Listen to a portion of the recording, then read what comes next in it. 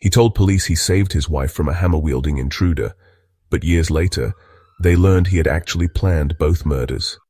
In 1995, Springfield, Illinois, Mark Winger, a respected nuclear power plant engineer, calls 911 in pure panic. He tells the operator, "A man is attacking my wife with a hammer. I shot him." Police rush to the scene. Inside, they find a horrifying sight. Mark's wife, Donna, lying on the floor, bleeding from severe head wounds. Nearby, a man named Roger Harrington, shot.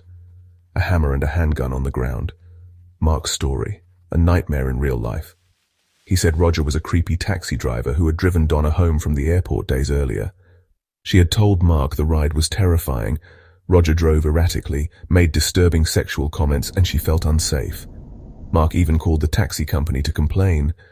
He also mentioned the incident to police, creating a paper trail of this dangerous stranger.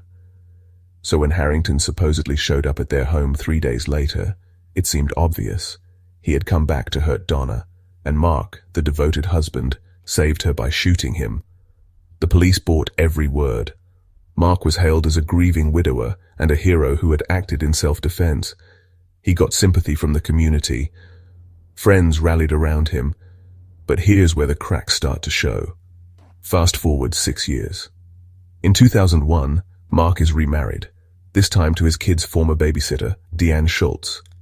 But their relationship is falling apart. And during a heated conversation, Deanne drops a bombshell. Mark had told her he planned the entire thing. According to her, Mark was unhappy in his marriage. He wanted to be with Deanne, but divorce wasn't ideal. So he came up with a plan. Invite Harrington to the house under the pretense of talking things over about the taxi incident.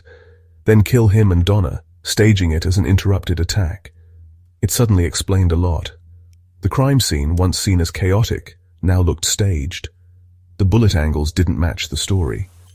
The hammer appeared placed near Donna, not dropped mid-attack. Harrington had been shot in a position that suggested he wasn't actively swinging the hammer when he died. Investigators also learned Harrington had been mentally unstable and vulnerable. Easy for Mark to manipulate into coming over. Mark was arrested and charged with both murders. In 2002, he was convicted and sentenced to life in prison. But the story wasn't over. While behind bars, Mark made yet another shocking move. He tried to hire someone to kill Deanne, the woman whose testimony had exposed him. That got him another conviction and an extra life sentence.